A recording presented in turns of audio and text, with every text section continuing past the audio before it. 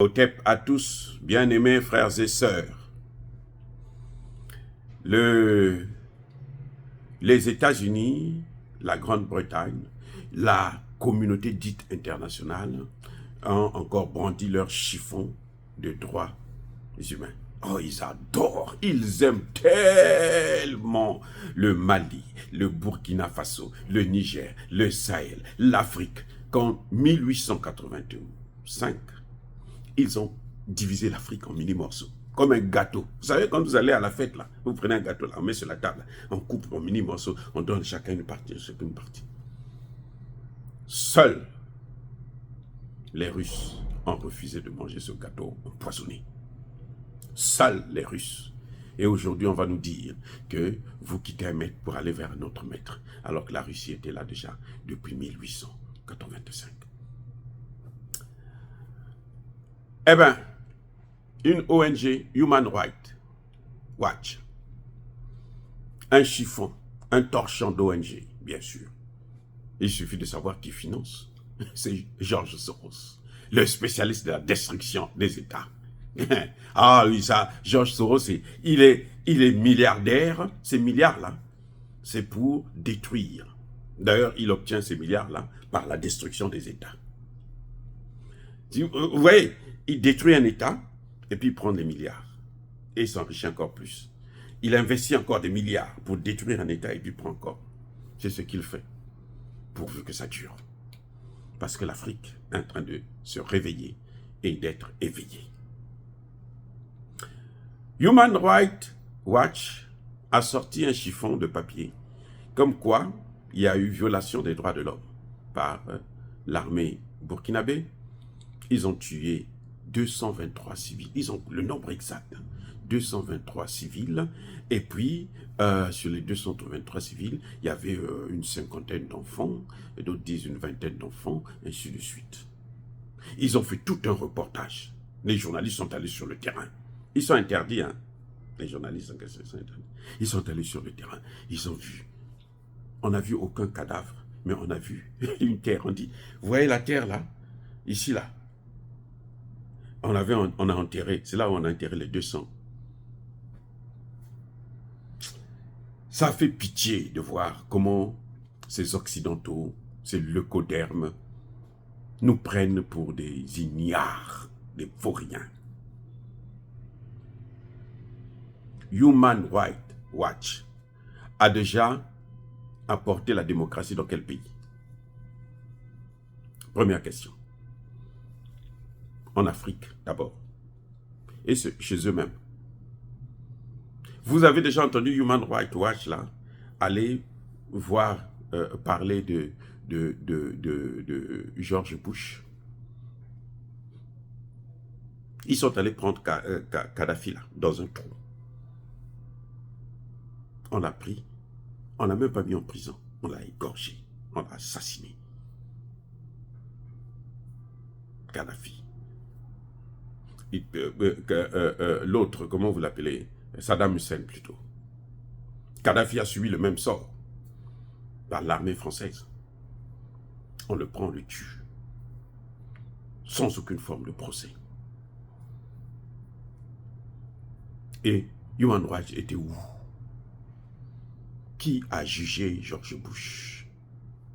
Mais attendez, il y a une question qu'il faut se poser. Qui a amené le terrorisme au Burkina Faso?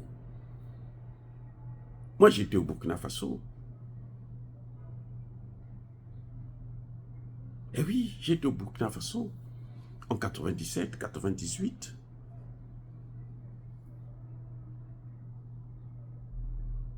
Donc, je connais bien le Burkina Faso. C'était un pays, mais la paix. Il y avait la paix. Vous pouvez circuler la nuit comme le jour. Personne ne vous touche. Personne ne vous embête. Personne ne vous agresse. Que ce soit à Bobo-Dioulasso, que ce soit à Ouaga ou dans d'autres pays, j'ai fait plusieurs villages. Vous prenez votre moto, vous allez dans le désert, vous ne rencontrez pas de voiture, rien, personne. Vous êtes là seulement sur votre moto, vous partez, vous revenez, personne ne vous dérange au Burkina Faso. Qui est venu troubler la tranquillité des Burkinabés? Parce qu'on ne peut pas tenir un serpent par le milieu. Ça ne marche pas, il peut vous mordre. Qui est venu troubler la paix? Mais c'est bien les Américains et les Anglais qui ont brandi un communiqué comme quoi ils s'inquiètent des massacres des populations, des massacres de 223. Ils demandent une enquête internationale. Oh, 223, ils sont inquiets, 223. Mais comment peut-on expliquer que cette armée qui a récupéré presque la totalité du territoire, qui était dans les mains des terroristes, que eux ils avaient amené, puisse se dire, bon, nous on prend des civils, on les met là, on tire sur eux. Oui, c'est-à-dire que même penser seulement à ça là. Il faut ne pas être un Africain. Quelqu'un qui connaît l'Afrique. Quelqu'un qui a vécu en Afrique. Quelqu'un qui connaît la mentalité de l'Africain. Il sait que nous n'avons pas des armées criminelles. Ce sont eux qui sont en train de former des armées criminelles, comme on le voit au Rwanda. Et oui, ce sont eux qui sont en train de former ces armées criminelles. Qui a amené Kagame au pouvoir? Ce n'est pas eux. Et qu'est-ce qu'il est en train de faire là? Au Congo démocratique là? 18 millions. Ils ne se sont pas inquiétés. Vous n'avez jamais entendu les États-Unis vous dire « Nous sommes inquiets de la violation, des massacres des populations au Congo. » 18 millions de morts. Eh oui. Au contraire, on demande à Tshisekedi « C'est ton pays à toi, c'est vrai, tu es souverain. Mais il faut que tu négocies avec Kagame, ton voisin. Parce que Kagame, il a un mot à dire dans la gestion de ton pays. » Qui est derrière tout ça? Et il vient nous parler des droits de l'homme. Il s'adresse à qui? Il s'adresse à des ignares? Il s'adresse à des imbéciles? Ou quoi? Mais vous savez, quand vous prenez quelqu'un, vous traitez quelqu'un d'idiot, alors que vous savez que cette personne n'est pas idiote. C'est que c'est vous qui êtes idiot. Oui. Mais ils sont déréglés. Comme disait l'autre, ils ont des cerveaux rouillés. Ils ont des cerveaux rouillés, et je suis d'accord avec ça. Est-ce qu'un cerveau normal ne peut pas penser comme ça? Vous venez, vous amenez, les gens étaient tranquilles, paisibles chez eux. On ne vous a pas invité. Vous venez, vous vous invitez chez eux, et puis vous venez vous installer, vous prenez les terroristes, vous mettez là, vous dites allez tuez-les. Et ces terroristes qui n'ont pas de tête, qui n'ont pas d'esprit, ils commencent à les tuer. Maintenant, on commence à les combattre, vous dites que non, oh, vous êtes en train de tuer les populations civiles. Vous avez vu déjà une armée africaine, en dehors de celle des gens comme le Rwanda, là. Une armée africaine qui prend des gens comme ça, on les fait asseoir, allez, on tire sur... Quelle motivation? Cette armée est venue, censée les libérer. C'est cette armée qui est en train de permettre de récupérer les territoires, de ramener les populations chez elles. Quand Traoré est arrivé au pouvoir, 60% du territoire était dans les mains des terroristes. Actuellement, ils contrôlent tout le territoire. Il y a encore le terrorisme, mais ils contrôlent tout le territoire. Vous voyez comment ils arrivent à nous distraire. Ils sont en train de vouloir distraire notre armée, discréditer notre armée, discréditer notre président. Mais ils ne pourront pas parce qu'aujourd'hui, les Africains sont réveillés et éveillés. Et ce Traoré que vous voyez là, avec Assimi Goïta, avec Tiani, les trois là seulement, sont en train, actuellement, ils portent l'espoir de tout un continent. Ah, je reprends. Je n'avais pas bien compris. Ces trois personnages-là, dans une certaine mesure, on peut parler de Touadéra, mais il est un peu clivant. On ne comprend pas trop. Bref, mais en tout cas, les trois là, au moment où nous parlons, à l'instant T, si on fait un sondage au niveau de la jeunesse africaine, vous allez trouver peut-être 99% des Africains qui ont leur espoir sur ces trois personnages. Et ça, c'est une force qui fera que on ne pourra pas les déstabiliser, malgré ce qu'ils sont en train de faire.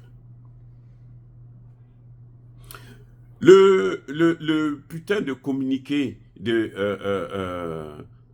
États-Unis et à la fois des États-Unis et de la Grande-Bretagne dit que pour lutter contre le terrorisme, la solution c'est la bonne gouvernance, c'est le respect des droits de l'homme, c'est la démocratie. Mais ils s'en foutent. C'est des fous.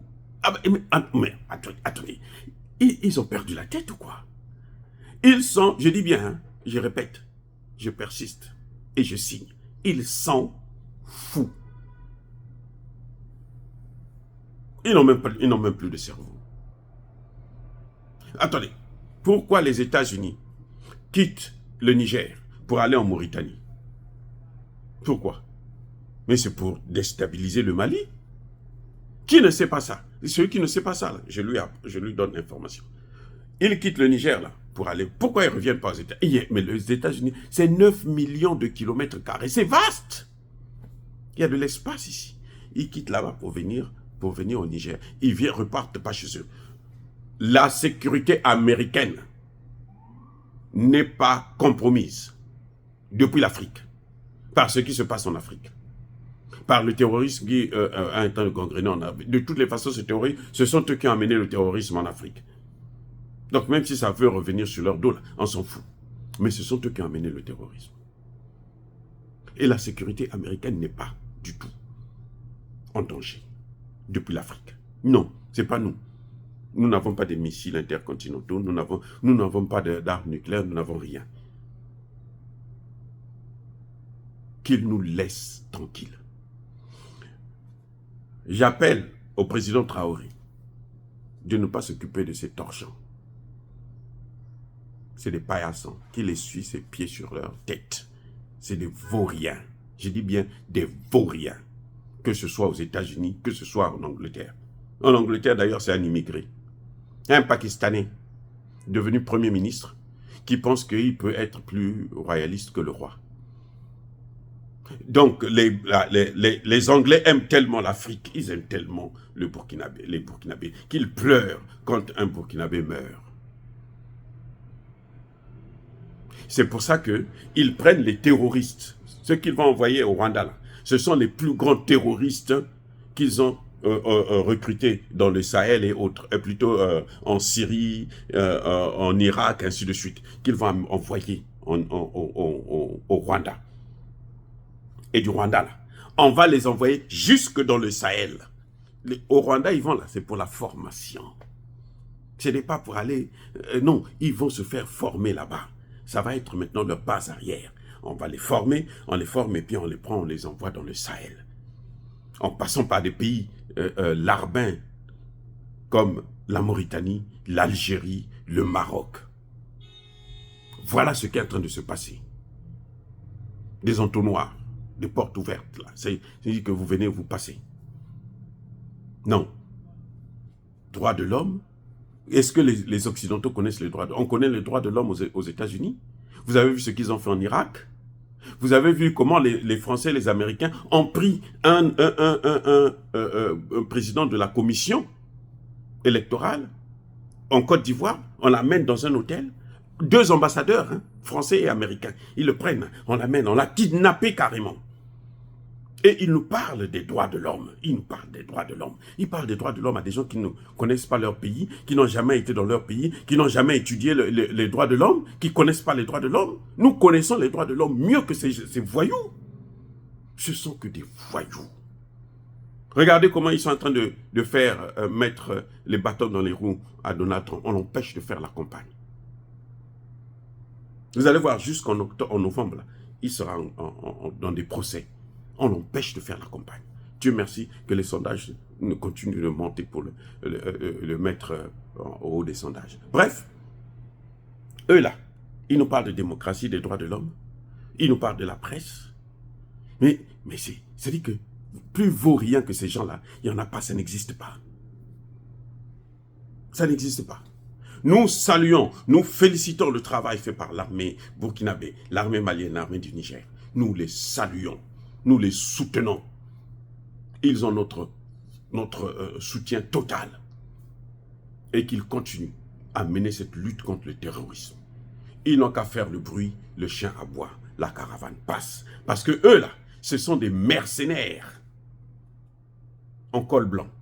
Tous ces diplomates que vous voyez là, du Quai d'Orsay, de secrétariat d'État, de la City de Londres, là, tous là, ce sont des mercenaires, des criminels.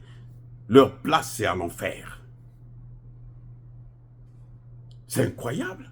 Ils viennent nous parler des droits de l'homme avec un chiffon de reportage qui ne vous montre aucun élément, aucun. On vous montre la terre, mais autour de Burkina Faso, il y a la terre. Je dis, hein, au Burkina Faso, là, partout là, il y a la terre. Donc n'importe où vous venez, vous filmez, vous dites, pourquoi ils ne nous ont pas montré les cadavres? Human Rights Watch, là. Mais attendez, c'est-à-dire que c'est grave ce qu'ils sont en train de faire. C'est incroyable comment ils sont nuisibles. Nous devons aller jusqu'à suspendre les relations diplomatiques avec ces imbéciles. Ces pays-là, il faut qu'on arrive un jour à suspendre les relations diplomatiques. Eux, ils vivent chez eux, nous, on vit chez nous.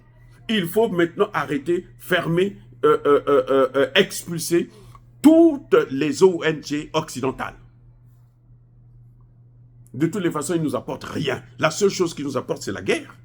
Human Rights, là, apporte quoi? Vous avez déjà vu, ils ont développé quel pays? Ils nous apportent que la guerre, que la misère. On peut s'en débarrasser, croyez-moi. On sera mieux sans eux que d'être avec eux mal accompagnés. Oh, bien-aimés frères et sœurs, je persiste et je signe. Soyez bénis, abondamment bénis par le Dieu des Kémites et par nos ancêtres angélisés.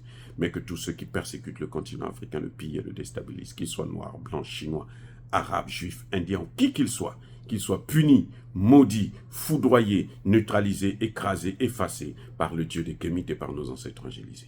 Vive l'Afrique éternelle. J'ai dit et j'assume.